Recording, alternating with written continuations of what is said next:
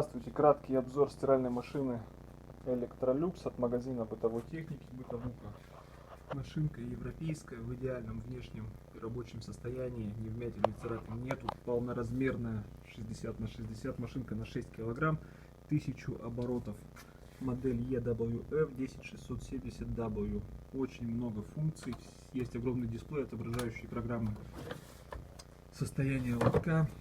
Люк не провисший, открывается идеально, манжеты в прекрасном состоянии, огромный вместительный барабан, на самом деле на 6 килограмм, без посторонних звуков. Стоимость машинки 10 000 рублей ровно.